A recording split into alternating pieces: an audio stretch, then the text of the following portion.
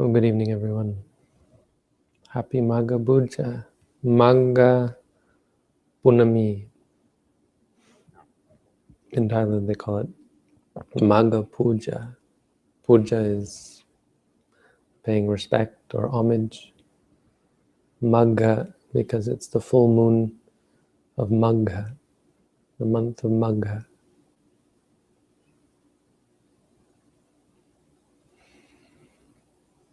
So what's important about this full moon, you ask? Well, tradition has it that on the full moon of Magha, the Buddha taught what is now known as the Ovada Patimokkha. Ovada Patimokkha. It's sort of a summary of Buddhism.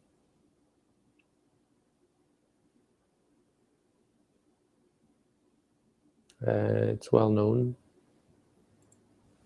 And so the story behind it is it's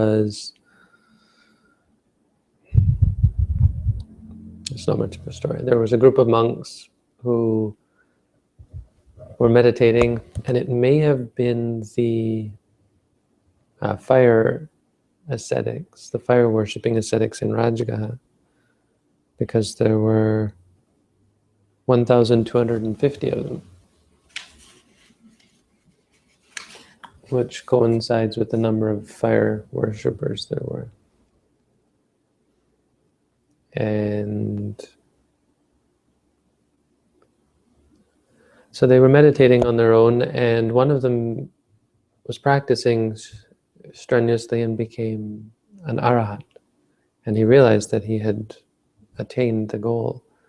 And so he went to see the Buddha where the Buddha was sitting. But when he got to the Buddha, he looked and saw there was another monk coming, and he said, well, I'll wait until this monk sits down. And the other monk came and sat down, and the other monk came up and turned and saw another monk coming. And so he decided he wouldn't talk to the Buddha, he'd wait for the third monk to come. And so he sat down. The third monk came, and then a fourth monk came, and one by one all the monks came together until there was 1,250 monks sitting there, all who had just attained arahantship. And then the Buddha taught the Ovada Patimokkha. That's the tradition. That's what they say happened.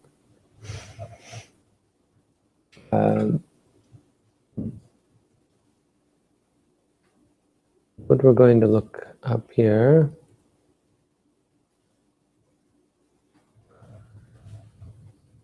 we'll look up the Pali.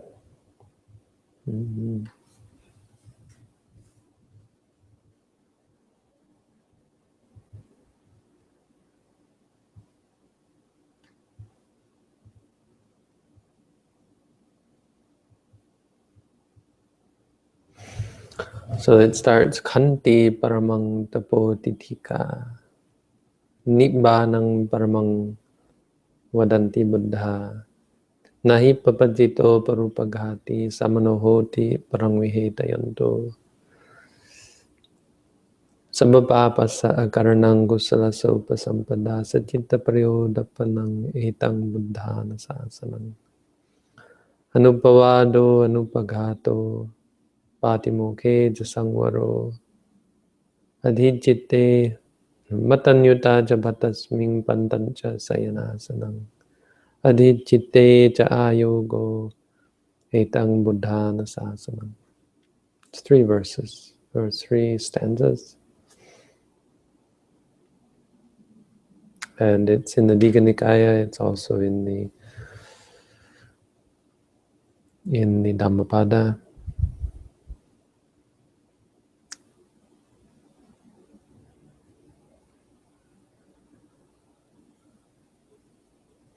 It's one of those really well-condensed summaries of the Buddha's teaching. We always summarize it with the second verse, Sabba papasa karanang kusala sopa sampada sachitta prayodapanang Etang Buddhanasasanam. So this is the Buddhanasasanam, the teaching of the Buddhas, plural. All Buddhas teach Sabapapasa akaranam, not doing any evil. Kusalasa upasampada, to be full of good. Sachitta paryodapanang, and the purification of one's own mind. So not doing evil, doing good, and purifying one's mind. This is the teaching of all the Buddhas. I think in the Thai version, that verse is the first of the three. I can't remember though. Anyway, so the first, it starts, Kanti Paramang Tapotitika, which is also a very important teaching. Patience is the highest form of austerity. It's in the time of the Buddha, ascetics were big into torturing themselves. So he said those kind of torture are not really useful. What's the best kind of torture? The highest form of asceticism? Patience. Bearing with not only unpleasant feelings, but also pleasant feelings. So not reacting to desires, not reacting to appealing experiences, and not acting out in regards to unappealing experiences.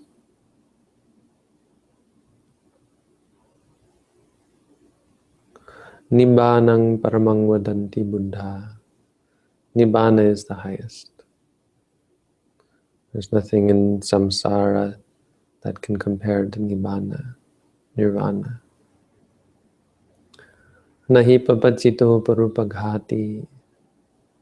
One is not a mendicant. I don't know.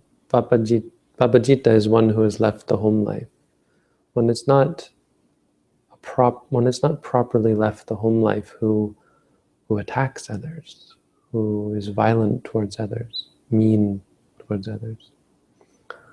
Na samano hoti parang vihetayanto.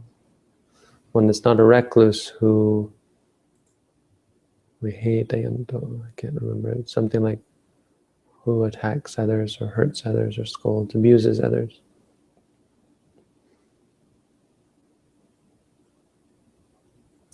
Anupavado, anupaghato, not scolding others. Anupavada means not speaking harshly towards others. Anupaghato means not acting harshly towards others or not hurting others. Patimokkha jasangvaro, being restrained by the Patimokkha, by a code of conduct, you could say. Matanyutta jabhatasming, knowing moderation in regards to food. Pantancha sayanasanang, having a secluded dwelling in seclusion.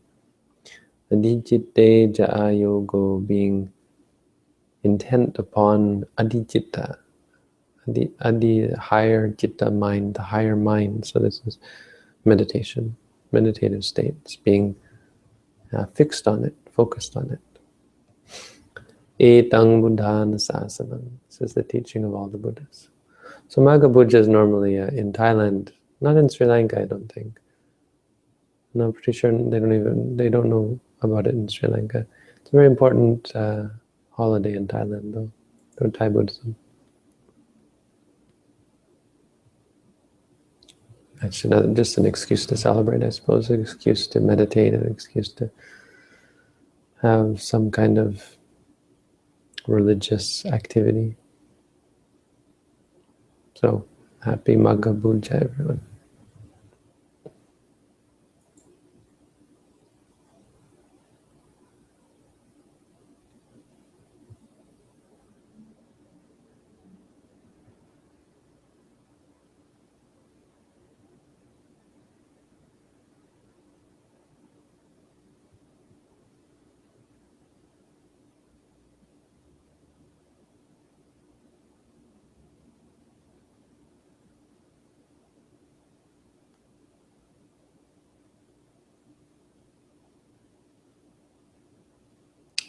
So we also have a quote today. I don't think I'll go into it.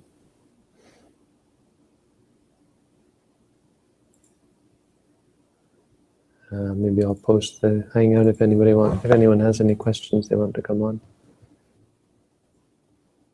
Otherwise, I have a midterm in a couple of days on Buddhism. We're studying Mahayana Buddhism, so I have to prepare for that as well.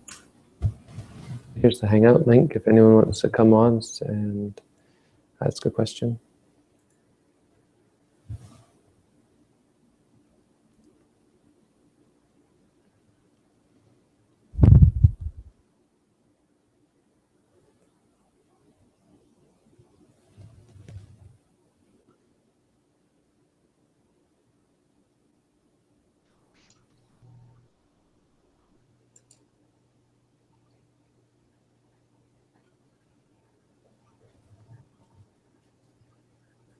I don't even know if I have sound. Let me see.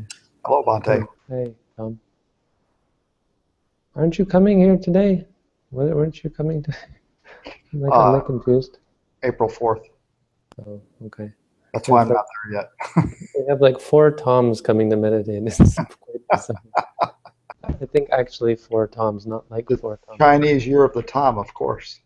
Right? I do have a question. Go ahead.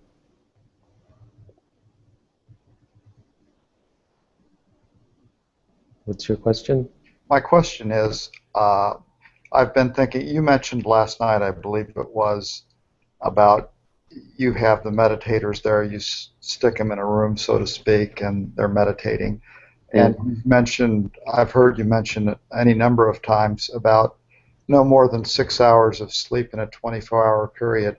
So I'm curious, I notice many things since I've been seriously meditating for a number of months, transformations, I would say. I'm curious about the possibility that you can actually replace sleep with meditation. Is that something that's ever done by serious meditators, where you're really not doing much actual sleep but meditating instead? Oh yeah, it's quite common. Okay. In the text you often hear about this. There are monks who would not sleep for months. We've got the first story of the Dhammapada. Chakupala spent 3 months not lying down. With no ill effect. He lost his eye. He lost his eyesight. He went blind. But it didn't have to do with not lying. Well, it wasn't exactly because he didn't lie down. There was some condition of the eyes, and he had to lie down in order to cure it, in order to get better, and he decided not to. When you don't sleep, one of the things that happens is you start to hallucinate, you start to lose some sense of balance. The effects, if you look on the internet, what happened to my voice?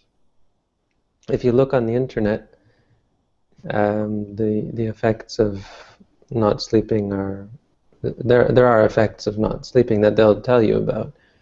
Well, I want just to say that none of those effects are necessarily deleterious or problematic. And that being said, once you really get into the meditation, if you get into the groove, you can sustain it for at least several days on little to no sleep. Most people can do that. To do it for months, I think you'd need to prepare. You'd have to leave society, because the mind is so caught up in so much information and stimuli that it just works too hard to be without sleep. But if you're living in the forest for some time, your mind starts to not have to work so hard. It becomes relaxed, habitually relaxed. And so you can spend your days without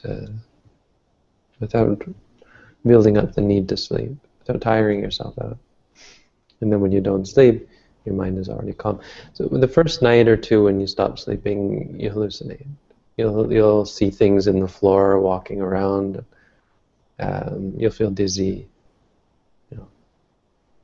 And I'm you get that overtired feeling.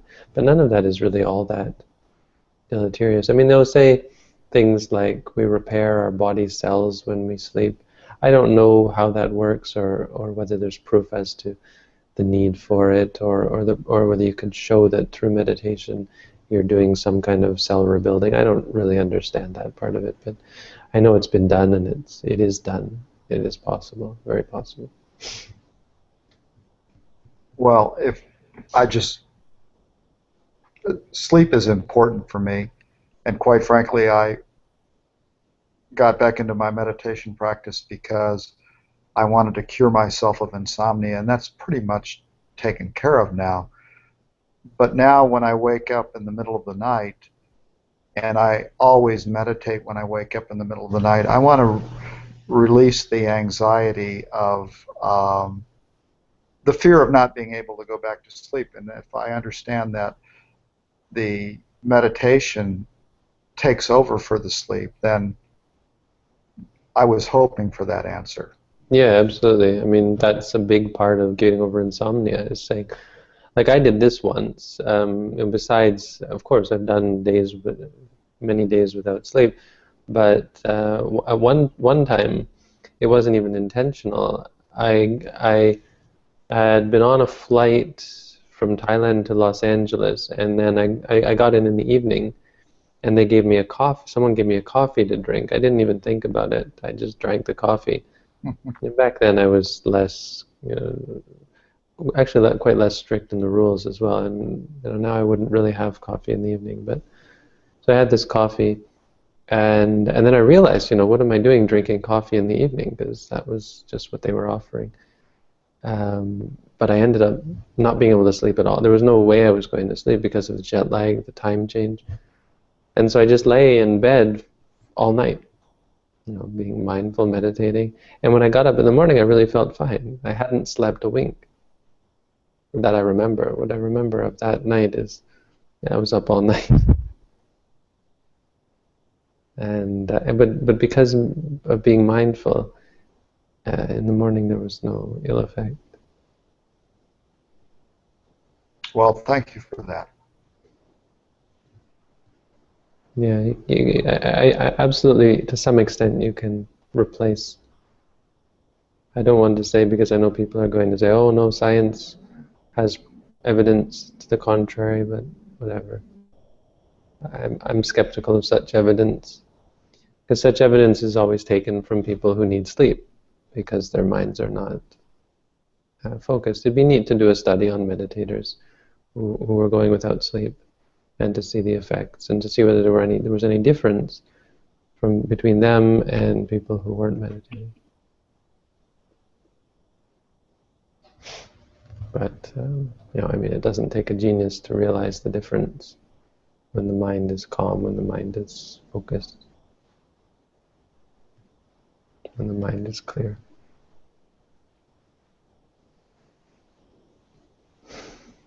Okay. I have a question, Bante. Oh, okay. Okay, so we were reading today, because we were discussing over in Second Life, how the Buddhist enlightenment is distinguished from Arahant's enlightenment. And so we read Bhikkhu Bodhi's translation, and then I was thinking, in the teachings of the Buddha, it is often said that if you come and practice, you're going to see for yourself. And we were kind of getting on the topic of if there might be enlightened beings, and if it is still possible for beings to become enlightened while the Buddhasasana is still alive and in some place thriving even. So I would love to hear your thoughts on that. Well, it's not a matter of whether it's still possible. I mean, the teachings are there. The teachings are still here. The only way it wouldn't be possible is if there were either no teachings or no one practicing them. So if you practice them, the results are there. You also need people teaching them and guiding through them, because for many of us, the teachings themselves aren't enough to push you to practice them. Wonderful. Yeah, that was my kind of the direction of my thought as well. If one visits where the teaching of the Buddha is live and there are good teachers, and I mean, I was just like, of course it's possible. It must be possible. So thanks. Absolutely, the doors are not closed. Wonderful. Okay. Have a good night. Good night. Everyone. Night, Bhante.